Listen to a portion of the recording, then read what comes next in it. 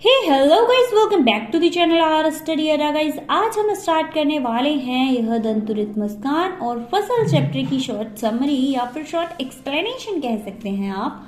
तो गाइस, इस चैप्टर के राइटर हैं आपके नागार्जुन जी, और नागार्जुन जी ने आपको इस चैप्टर में 2 पोएम प्रोवाइड की हैं।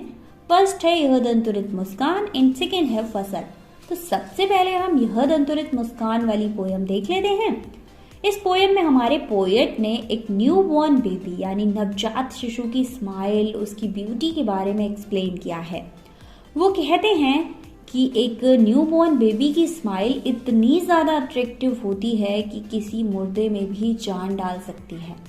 खेलने के बाद धूल से भरा हुआ जो न्यू बॉर्न बेबी या फिर छोटे बच्चे का शरीर होता है, उसको देखकर ऐसा लगता है मानो कमल का फूल तालाब छोड़कर उनकी झोपड़ी में आकर खिल गया हो। वो कहते हैं कि एक छोटे बच्चे के स्पर्श को पाकर पत्थर भी पिघलकर पानी हो सकता है, यानी एक छोटे बच्चे के स्पर्श को पाकर किसी पत्थर दिल इंसान का भी दिल पिघल जाएगा। पोएट बताते हैं कि उनका जो मन है वो एक बांस और बबूल की तरह निरस और ठूठ हो गया था। उन्हें किसी के इमोशन से कोई भी फर्क नहीं पड़ता था। बट जब उन्होंने एक छोटे बच्चे को स्पर्श किया, मतलब खुद के ही बच्चे को स्पर्श किया, उसकी कोमलता को स्पर्श किया, तो उसके टच मात्र से ही यानी स्पर्श मात्र से ही उनके मन में, उनके हृदय में सैफिलिका के फूलों की भांति महक फैल गई, फूल खिलने लगे। मतलब वो बहुत ज़्यादा खुश हो गए थे। तो हमारे पोएट जो थे, उनके हृदय में छोटे बच्चों के लिए प्रेम की धारा बहने लगी थी, यानी वात्सल्य की धारा बहने लगी थी। वे अपने ही बच्चे से कहते हैं कि तुमने मुझे आज से पहले कभी देखा नहीं होगा, इसलिए मुझे पहचान नहीं रहे हो।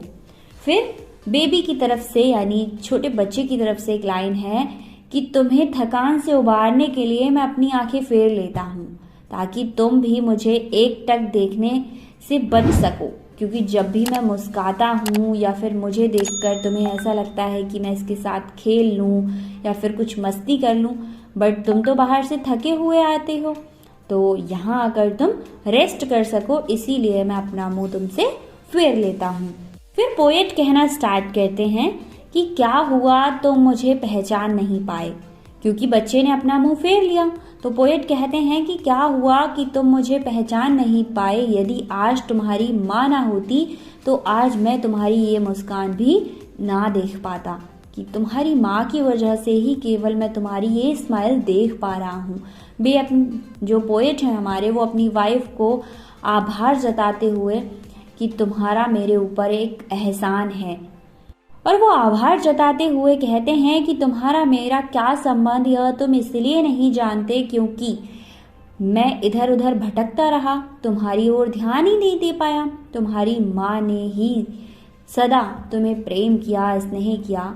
उस बच्चे से कह रहे हैं कि तुम मुझे इसलिए नहीं जानते हो क्योंकि मैं तो भटकता रहता था, और तुम्हारी माँ ने ही तुम्हें सब कुछ दिया है और तुम्हारी देखभाल की है।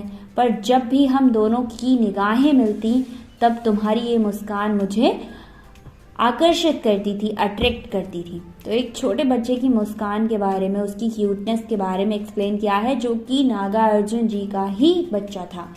इसके बाद आती है हमारी फसल वाली पोयम। इस पोयम में जो हमारे पोएट हैं, उन्होंने फसल के बारे में कहा है। वो कहते हैं कि फसल क्या है, साथ ही इसे पैदा करने में किसका योगदान रहता है, उसे स्पष्ट किया है। वो कहते हैं कि इसे पैदा करने में एक नदी या 2 नदी का पानी नहीं होता, बल्कि ढेर सारी नदियों का पानी मिलकर योगदान देता है, तब फसलें पैदा होती हैं। इसका मतलब क्या है, जब सारी नदियों का पानी भाप बनकर उड़ जाता है तब सब बादल बनकर बरसते हैं, जो कि फसल उपजाने में सहायक होते हैं।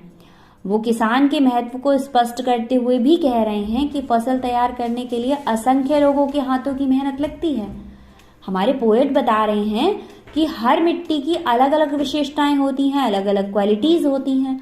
उनके रूप, गुण, रंग की समानता या फिर कौन सी चीज़ कहाँ पर लगेगी, कैसा कौन सी फसल कहाँ होगी, ये सारी चीजें अलग अलग लोगों को पता होती हैं, तो उन सब का भी योगदान रहता है।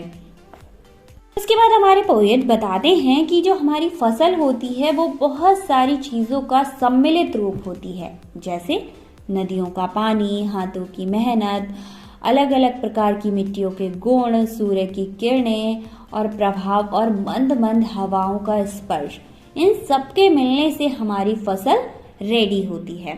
तो ये थी फसल वाली पोएम का एक्सप्लेनेशन।